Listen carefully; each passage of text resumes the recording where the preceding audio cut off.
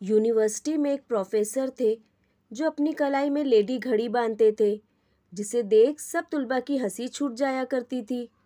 एक अरसे बाद वाइस चांसलर के ज़रिए जब हम पर इंकिशाफ हुआ कि प्रोफेसर साहब जो ज़नाना घड़ी पहनते हैं वो उनकी फौतशुदा बीवी की है, यानी अपनी बीवी की याद में वो उसकी घड़ी को अपने हाथ पर बांधे रखते थे।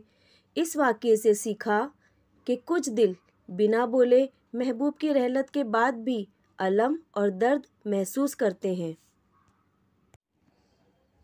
एक दफ़ा हस्पताल में किसी मरीज़ की अयादत के लिए जाना हुआ।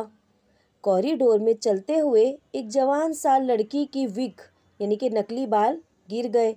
वहाँ मौजूद तमाम लोग उस पर हंसने लगे।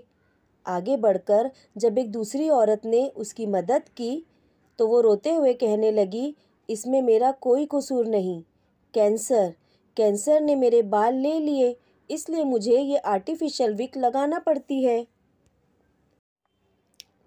इसी तरह कब्रिस्तान में 10 साला बच्चे को एक कब्र पर खड़ा कुछ कहते हुए सुना, जो कह रहा था, मामा उठो, मेरे साथ स्कूल चलो, उस्ताद मुझे तमाम लड़कों के सामने मारता और कहता है कि तुम्हारी माँ कितनी सुस्त और काहिल है, जो तुम्हारी पढ़ाई का ख्याल नहीं रखती।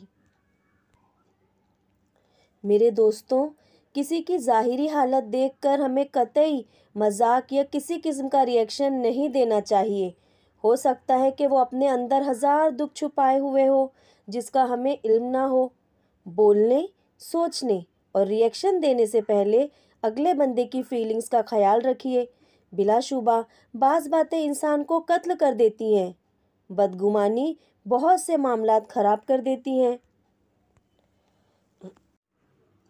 अरबी में एक मकोला है, तर्जुमा, ज़बान से निकलने वाले अल्फाज दो धारी तलवार की तरह होते हैं। एहतियात कीजिए, प्लीज़ एहतियात कीजिए।